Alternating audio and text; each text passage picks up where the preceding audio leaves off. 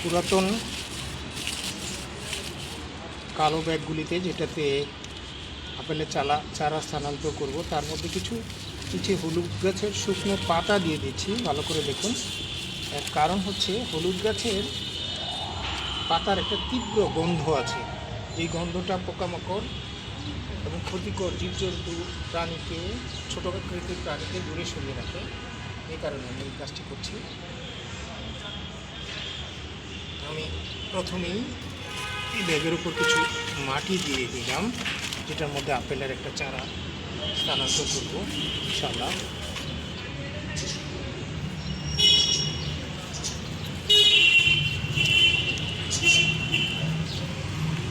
দেখতে পাচ্ছেন দ্বিতীয় একটা চারা, আশা করি এটা খুব সহজেই বের হয়ে যাবে। অত্যন্ত শক্ত মাটি, পানি দিয়ে নিয়েছি যেন সহজেই বের করে নিতে পারি, কারণ আমি চাই ব্যাগটা কাজে লাগুক পরবর্তী অন্য কোনো কাজে। এখানে কয়েকটা বিসমিল্লাহ।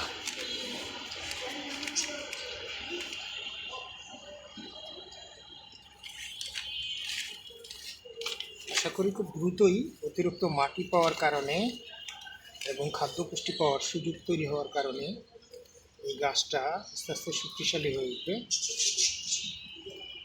যে কোনো চারা স্থানান্তর করার সময় একটা বিষয় জরুরি আমরা মনে রাখতে হবে, চারাটার গোড়াটা যেন নড়াচড়া না করে, এই জন্য একটা কাঠি দিয়ে বেঁধে দেওয়াটা খুব জরুরি। যদি গাছের আগা একটু বড় হয়, বাতাসে নড়াচড়া করে, তখন গাছটা ক্ষতিগ্রস্ত হয়ে যেতে পারে। একটা বিষয় মনে রাখবেন, সেটা হচ্ছে গাছের গোড়ায় যতটুকু শুরুতে মাটি ছিল, সেই মাটির উপরের লেভেলে কখনোই সেটা উঠানো যাবে না। উঠলে গাছের ক্ষতি হওয়ার সম্ভাবনা থাকে।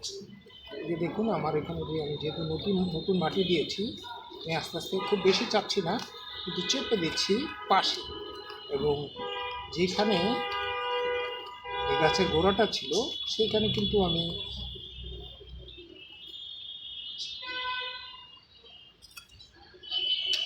একটা পোকা, ছোট, এটা গাছের গোড়া ছিল, এটা গাছের শিকড় খেয়ে ফেলে।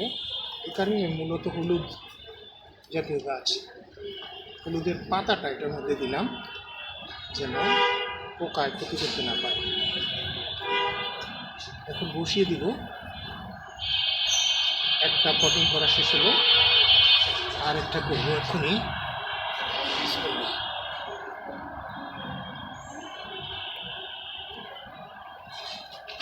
আরেকটি ব্যাগ, এগুলির মধ্যে আমি হলুদ এবং কালো দিয়েছিলাম, এগুলির মধ্যেও আমি কিছু হলুদের পাতা দিয়ে দিচ্ছি। যেটা সুবিধা, এগুলি পরবর্তীতে এই হলুদের পাতাগুলো কিন্তু পচে গিয়ে এক ধরনের জৈব সার তৈরি করবে, আর নিচে বায়ু চলাচলের একটা সামান্য হলেও ব্যবস্থা তৈরি করবে, যেটা গাছকে সাহায্য করবে। অন্য যে কোনো পাতা দিয়ে দিলে যে বিপদটা হয়, সেটার মধ্যে পোকা ধরে। কিন্তু হলুদ যেহেতু এটা ঔষধি গাছ এবং এটার মধ্যে বিভিন্ন ধরনের পোকামাকড় তাড়ানোর ক্ষমতা আছে, জৈব যে ওষুধগুলি তৈরি করা হয়, আপনারা জেনে থাকবেন যারা জানেন, জৈব ওষুধের মধ্যে কিন্তু হলুদের গুঁড়া দেওয়া হয়। ঠিক হলুদের গুঁড়া, হলুদের পাতা, শেকড়, সব কিছুর মধ্যে কিন্তু আল্লাহর অসীম দয়া এবং রহমত রয়েছে। তো আমরা দেখি দ্বিতীয় গাছটা স্থানান্তর করি। প্রথম যেটা চেষ্টা করেছিলাম, সেটা গোড়াটা একটু নড়ে গেছে, এই কারণে আমি সেটাকে স্থানান্তর তাৎক্ষণিক করিনি। এখন এই গাছটা অবশ্য আল্লাহর রহমত সবচেয়ে ভালো আছে।